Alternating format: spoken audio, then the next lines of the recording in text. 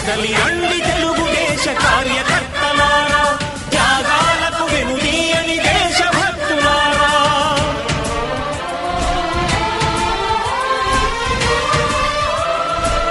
ఇప్పుడు మనం చూసుకున్నట్లయితే రాష్ట్ర రవాణా శాఖ మంత్రివర్యులైనటువంటి రాంప్రసాద్ రెడ్డి గారి బ్రదరు డాక్టర్ మండిపల్లి లక్ష్మీప్రసాద్ రెడ్డి గారు మనతో ఉన్నారు. ఇక్కడ మదనపల్లి నియోజకవర్గం కానీ పుంగనూరు నియోజకవర్గం కానీ ఇటువైపు వచ్చే వాళ్ళందరికీ ఇక్కడ భోజన సౌకర్యాలు అది ఏర్పాటు చేశారు.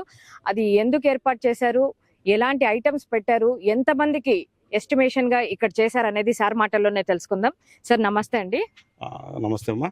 ముఖ్యంగా ఈరోజు చివరి రోజు అయిన రేపు మన మహానాడు 2025కి చివరి రోజు ముగింపు రోజుకి ఇట్లా మన ఈ పక్కల నుంచి మదనపల్లి, పొంగునూరు, పలమనేరు, పీలేరు, కుప్పం పరిసర ప్రాంతాల నుంచి వచ్చే కార్యకర్తలకు కానీ టీడీపీ అభిమానుల కోసం మనం ఇక్కడ గోల్ చెరువు దగ్గర భోజన వసతులు ఏర్పాటు చేయడం జరిగింది. సుమారు 50 నుంచి 70,000 వరకు అందరికీ భోజన వసతులు కల్పిస్తున్నాం.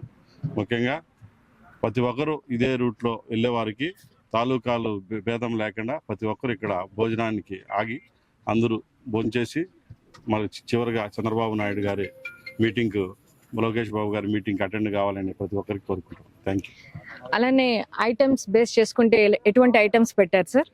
మా ఐటమ్స్ అంటే నాన్ వెజ్ భోజనం పెడుతున్నాము. మామూలు వెజిటేరియన్ వాళ్ళకి వెజిటేరియన్, నాన్ వెజ్ వాళ్ళకి నాన్ వెజిటేరియన్ 2 సదుపాయాలు కల్పిస్తున్నాం. మరియు మజ్జిగ, మామూలు ఎండ ఉంటుంది కాబట్టి మజ్జిగ కూడా ఏర్పాటు చేస్తున్నాం.